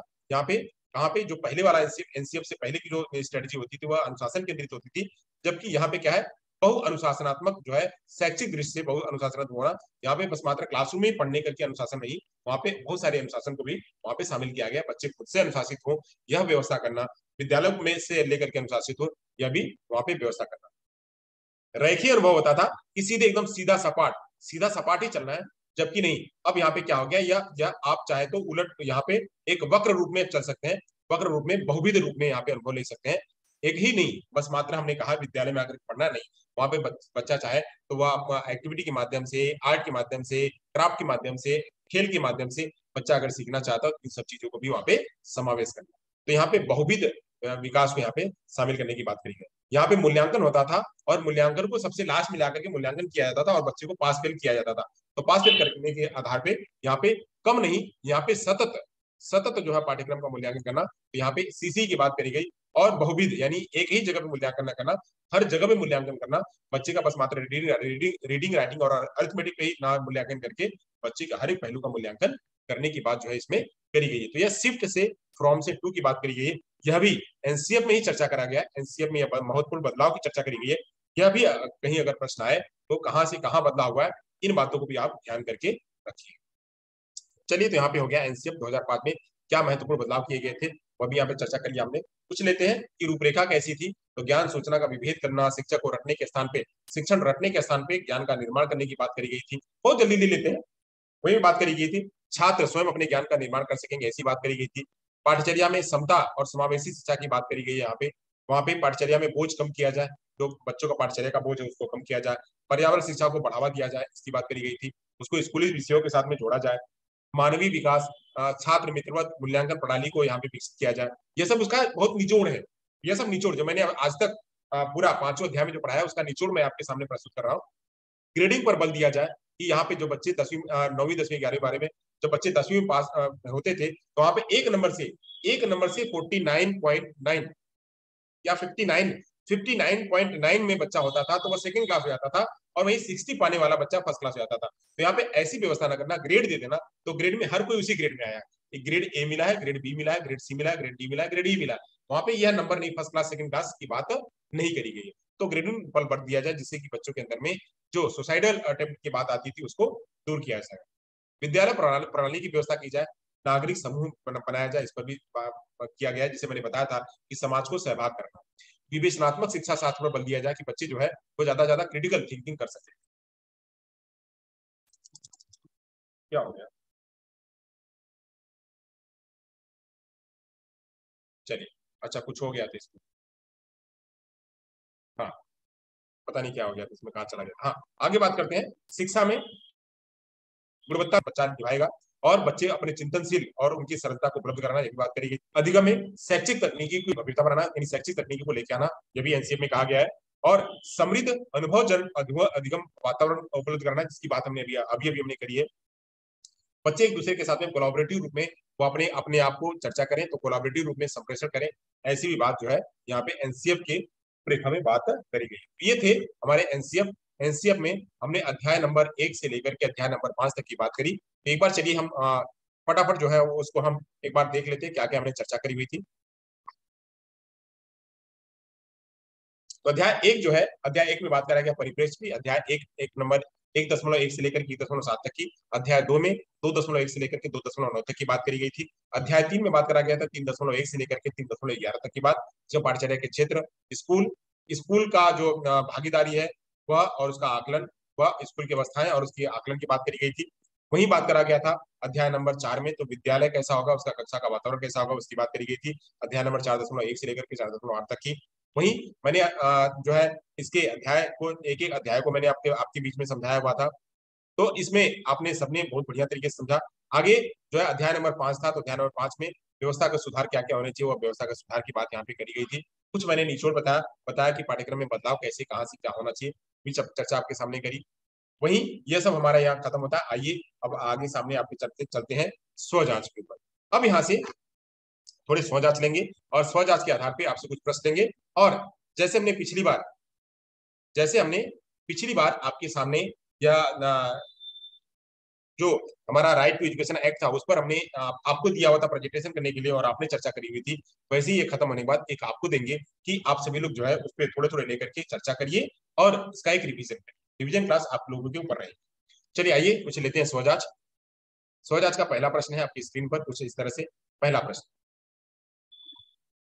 प्रश्न है, पाठ्यचर्या की रूपरेखा 2005 में निम्नलिखित में से निम्नलिखित में से किस परीक्षा संबंधी सुधारों को सुझाया गया है? कौन सी परीक्षा संबंधी सुधारों को सुझाया गया है, चलिए बताइए।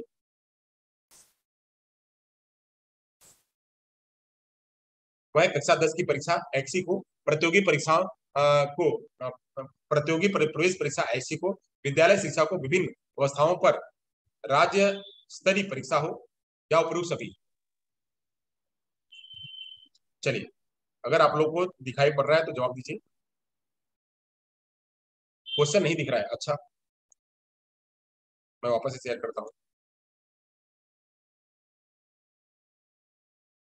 चलिए, अब दिखा गया।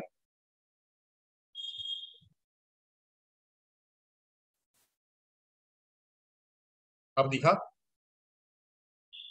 ओके, चलिए बताइए कि हाँ, राष्ट्रीय पाठ्यचर्या की रूपरेखा 2005 में निम्नलिखित में से किस परीक्षा संबंधी सुधारों को सुझाया गया है? कक्षा 10 की परीक्षा ऐच्छिक हो, प्रतियोगी प्रवेश परीक्षा को ऐच्छिक बनाया जाए, विद्यालय की शिक्षा को विभिन्न अवस्थाओं से राज्य स्तरीय का संचालन हो, राज्य स्तरीय संचालन हो, उपरोक्त सभी। क्या होगा? तो यहाँ पे देखिए उपयोग सभी है, कक्षा जो कक्षा 10 की परीक्षा ऐच्छिक हो, प्रतियोगी परीक्षा हो, विद्यालय का संचालन हो, यह सभी जो है यह बात करी गई एनसीएफ 2005 में परीक्षा संबंधी सुधारों में।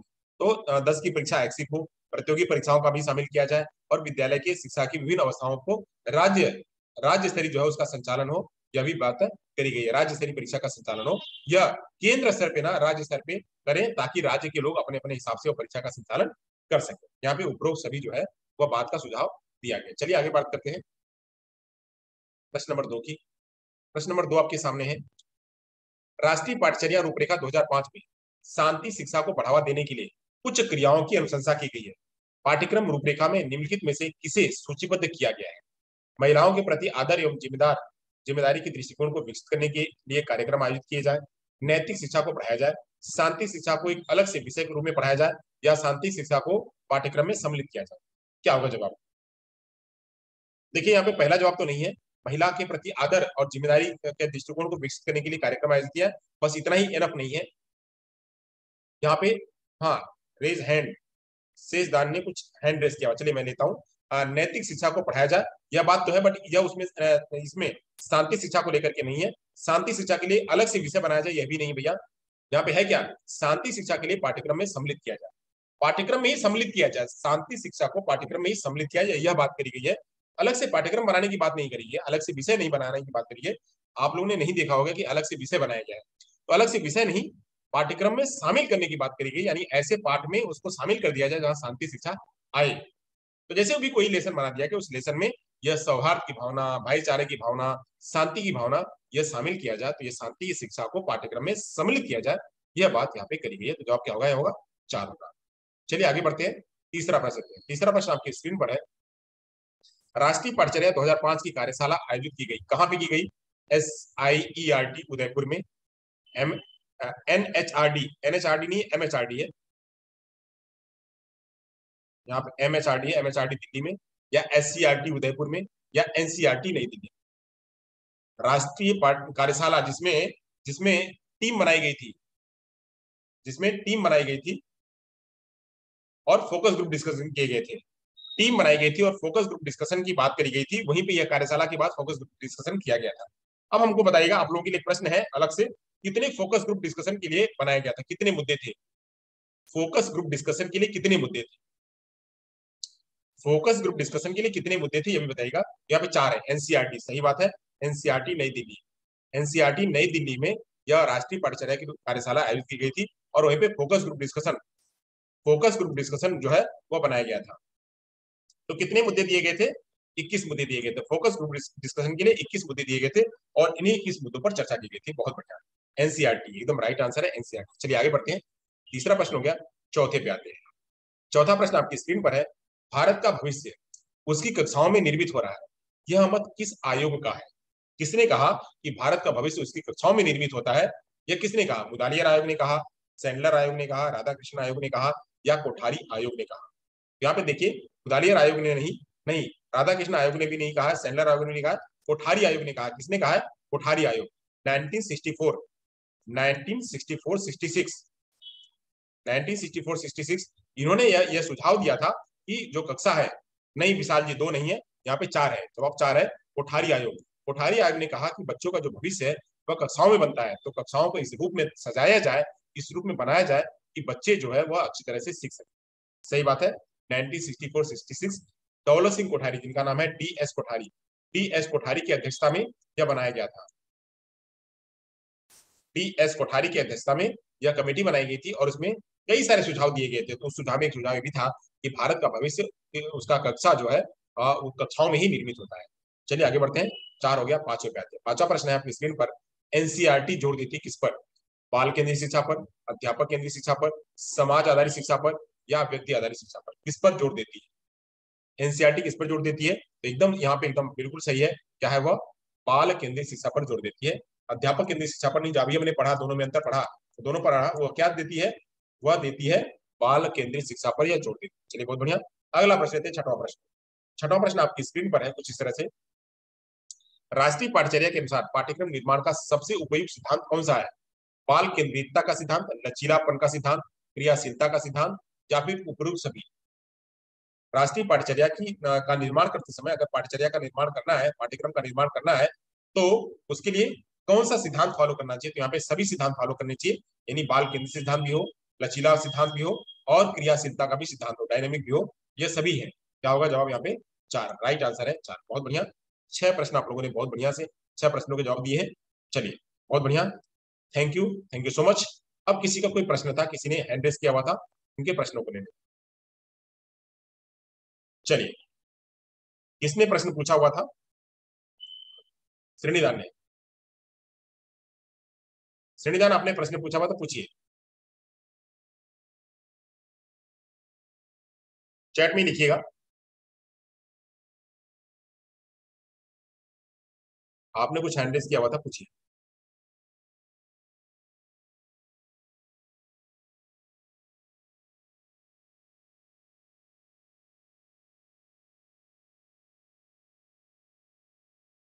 मैंने नहीं पूछा, ऐसे ही हो गया था। ओके, कोई बात नहीं। चलिए, तो अब यहाँ से हम अब आप लोगों के लिए मैं आप लोगों से कहना चाहूंगा कि अब यहाँ से आप लोग जो है ना, अ, जो रिवीजन क्लास है वो रिवीजन क्लास आप लोग करिए। रिवीजन नहीं करना, आगे बढ़े, जैसा आप लोग कहिए। रिवीजन क्लास लेनी है या नहीं लेनी है? अगर लेनी है तो आप लोगों को करना पड़ेगा। रिवीजन क्लास एक लेनी है या फिर हम आगे बढ़े? और आगे बढ़े तो क्या पढ़ना है ये भी बताइए, क्योंकि यहाँ पे एनसीएफ आप लोगों ने मुझे कहा था कि सर एनसीएफ पढ़ा दीजिए। एनसीएफ को मैंने 5-6 लेसन में 6 दिन में एनसीएफ मैंने खत्म किया है। अगर आपको और कुछ लेना है, पढ़ना है तो बताइए, या फिर हम यहाँ से गणित स्टार्ट करें।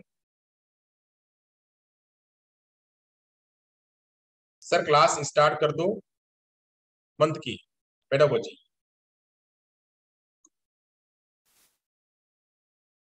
मैथ की, अच्छा।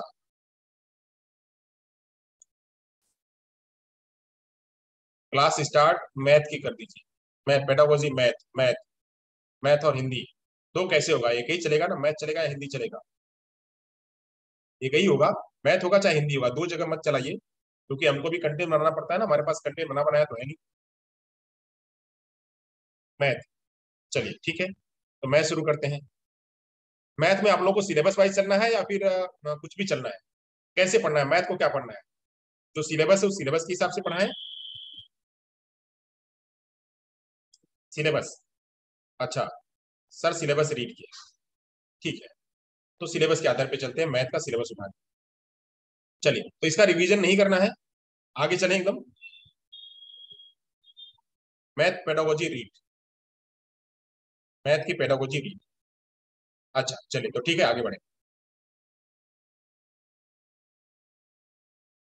देखिए, अगर आप लोग भी कुछ काम करेंगे ना, तो हमको लगेगा कि आप लोग भी कोई मेहनत करें, खाली हम ही मेहनत कर रहे हैं, ऐसा लगता है। कोई नहीं, अभी पढ़ा के खत्म कर देते हैं। तो अब यहाँ से चलेंगे, हम लेके आएंगे क्या? मैथ। कल से क्लास चलेगी मैथ। मैथ का सिलेबस के आधार पर मैथ की क्लास चलेगी सुबह में, और 1 घंटे की क्लास चलेगी, बहुत ज्यादा नहीं। मुझे अब यहाँ से लेना पड़ेगा बोर्ड, क्योंकि मैथ बोर्ड पे ही होगा। बिना बोर्ड के मैथ मैथ जो है वो चल नहीं पाएगी। ठीक है, मैंने कुछ मैथ की क्लास पढ़ा दी हुई है, तो उन मैथ की क्लास को स्किप करते हुए आगे बढ़ो। कुछ मैथ की क्लास पढ़ा दी गई है, उसको आप लोग देख लीजिएगा। मैं उसको रिवीजन नहीं करना चाहूंगा, आगे चलूंगा, जो मैंने नहीं पढ़ा है उसी को मैं चर्चा करूंगा। ठीक है, जैसे मैथ की उत्पत्ति कहाँ से हुई थी, मैथ की परिभाषा क्या है, उसका स्कोप क्या है, ये सब मैंने पढ़ा दिया है, इसको दोबारा रिवीजन करने की आवश्यकता नहीं है। मैथ में, मैथ की परिभाषा में किसने क्या कहा था, कौन क्या कहा था, मैथ जननी है, मैथ मैथ जो है वो विज्ञान, विज्ञान की जननी है, ये सब हमने कह दिया था। ये सब चर्चा हो चुकी है पहले वाले लेसन में। पहले जब हमने दिशा दिशा का पहला वाला जो चैप्टर था, उस वाले में हमने खत्म कर दिया था। दूसरे वाले चैप्टर में आएंगे तो खाली मुद्दे मुद्दे को लेकर के चर्चा करेंगे। चलिए, बहुत बढ़िया। चलिए, वो सब आप लोग अपने से पढ़ लीजिए। अब यहाँ से क्लास खत्म करते हैं। सभी का बहुत बहुत धन्यवाद। मिलते हैं शाम को। और आप लोग अपना अपना ख्याल रखिए।